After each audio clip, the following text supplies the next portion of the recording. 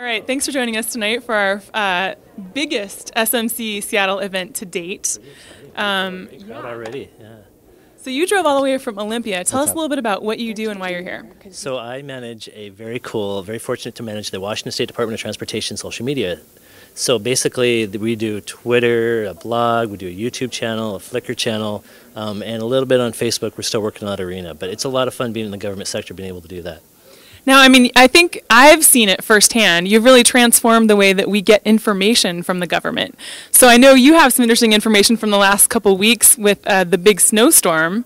Are you going to be talking about that tonight?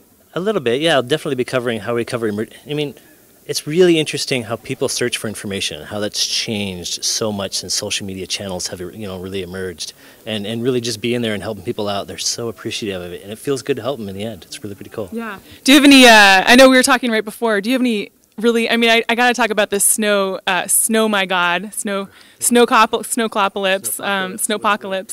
I believe snow, my God, SNOMG was the last hashtag used. Yeah. That hashtag just caught on. But we were talking before the event a little bit. Do you have any really interesting stories from that we've learned or things that have happened? I know one thing that we saw was that we couldn't really predict the weather, so it just happened, and then you had to deal with it. It was really interesting. It was one of those situations where we expected the snow to come in Olympia South until about noon that day, and then all of a sudden, right in the middle of people's commute home, the temperature just dropped. So as people were sitting on the freeway, there was ice building below them, and we just couldn't get through with the sounders quick enough to clear the roads out. And there were so many jackknife semis and buses, and we learned a lot of lessons on how to clear that. But the challenge really is, how do you get information to those people?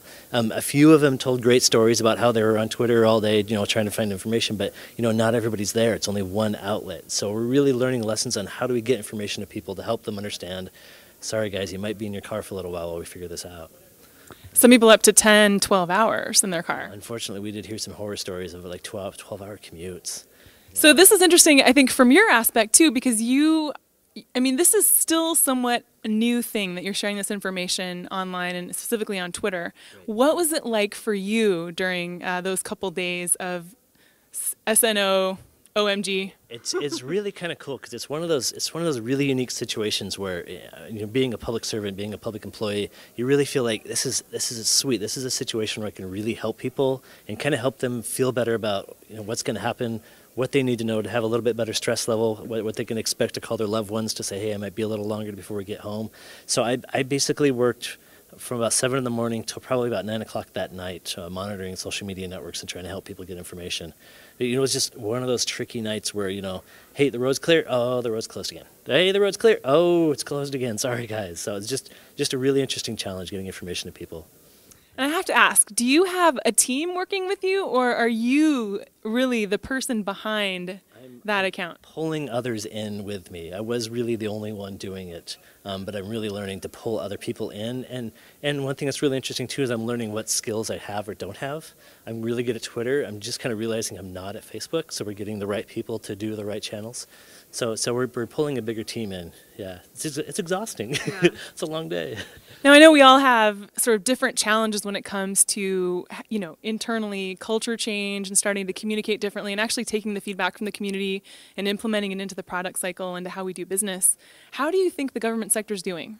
It's slow. It's very slow. We do take a lot of public feedback into account, but sometimes the bigger decisions, it's really difficult to put that feedback into effect. Somebody will complain about an on-ramp. Well, that's great. We need to fix that, but that's a couple $1 million. Don't talk to us. Talk to your legislature who can enforce that change. So internally, it's actually been really good for a small audience. The larger agency is really kind of slow to pick it up, to really pay attention to it. But it's been a really interesting shift, anyways. Yeah.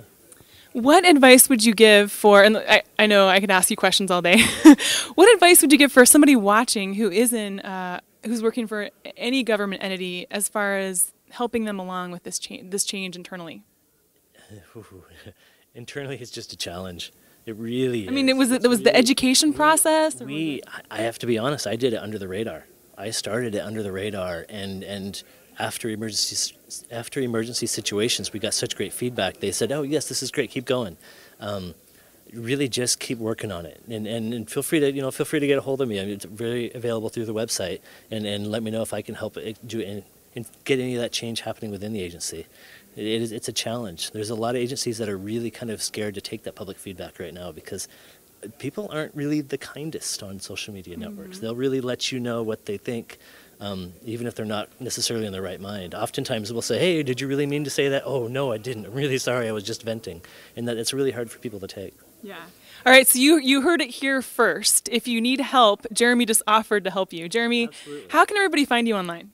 It's probably the easiest way to get a hold of me is on Twitter. I'm JBertrand, J Bertrand, or absolutely just go into the WSDOT website and send in some feedback. So type an email into us, and we'll be happy to respond to you. I'm going to type an email in tonight telling them, everybody who works with you, how great you are and how thankful I am for you. So thank you again for joining us for our event tonight, and we're excited to hear from you in about half an hour. Thank you for the opportunity. All right. Thanks, Jeremy. Jeremy, right. I'm gonna ask if I could just get a special pass so I can drive in the HOV lane all the time.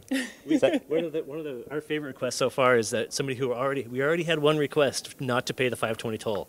So I think that first request, we're going to see what we can to honor that. I do. Well, I don't know that'll happen once or something. You know, I got a lot of people are going to be writing into the website tonight. Yeah. Absolutely. Jeremy said, if you. No, I'm kidding. Well, thank you for joining us, Jeremy. Thank you very much.